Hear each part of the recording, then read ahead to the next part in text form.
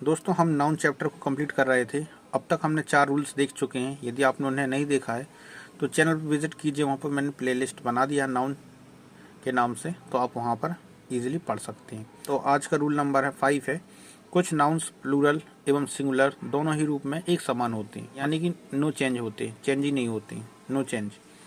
वे nouns हैं कौन कौन से? Deep, sheep, series, species, fish, aircraft, council, vacation, etcetera.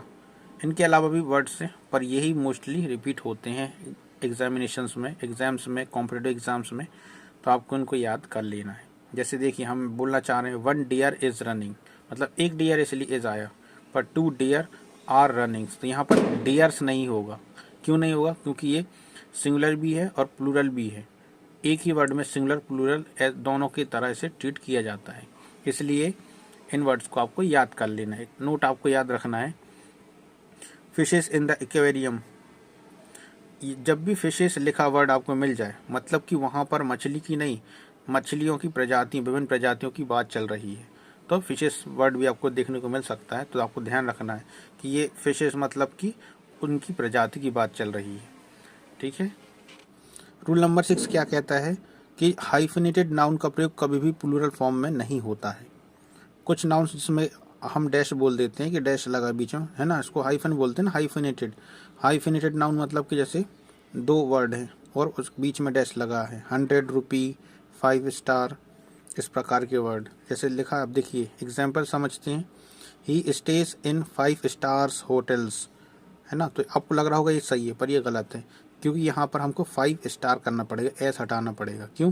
क्योंकि नियम क्या कहता है कि जब भी हाइफिनेटेड नाउन आ जाए, जैसे देखिए इधर हाइफन लग गया ना बीच में, 5 स्टार, तो उसको हम क्या कर सकते हैं, कभी भी प्लूरल फॉर्म में नहीं बनाते हैं, तो सिंगुलर ही रहेगा, तो 5 स्टार होटल्स।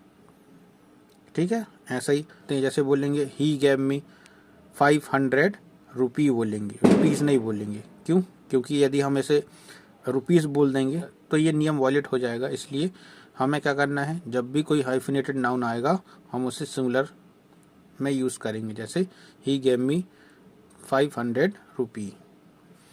नोट में एक बात और ध्यान रखना है आपको, अगर नाउन एडजेक्टिव का कार्य करे तो वह सिंगुलर फॉर्म में होगा, है ना। एडजेक्टिव क्या होता है?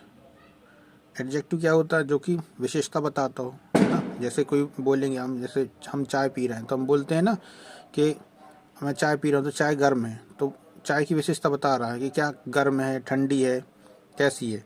तो जो वर्ड नाउन की विशेषता बताते हैं उनको एडजेक्टिव कहते हैं। तो जब भी इसमें इस नियम के तहत हम क्या करेंगे कि अगर नाउन एडजेक्टिव का कार्य करे तो वह सिंगुलर फॉर्म में होगा। ठीक है। जैसे I am suffering from eye infection या आइस इन्फेक्शन, कौन सा सही है आप बताइए? तो यहाँ पर हम आइस नहीं लिखेंगे। क्यों? क्योंकि क्या है, ये इन्फेक्शन एक नाउन है और उसकी विशेषता क्या बता रही, आँख, है ना। क्यों? इन्फेक्शन हुआ ना आँख में, तो यहाँ पर हम क्या करेंगे, एडजेक्टिव को सिंगुलर फॉर्म में लिखेंगे, इसलिए आई लिखेंगे, आइस नहीं होगा, तो ये गलत हो जाएगा। आई होप दोस्तों वीडियो आपको पसंद आया होगा। यदि आप और वीडियोस देखना चाहते हैं तो चैनल पर विजिट कीजिएगा, वहाँ पर मैंने प्लेलिस्ट बनाया है, आप वहाँ जाकर और भी वीडियोस को देख सकते हैं। बाय।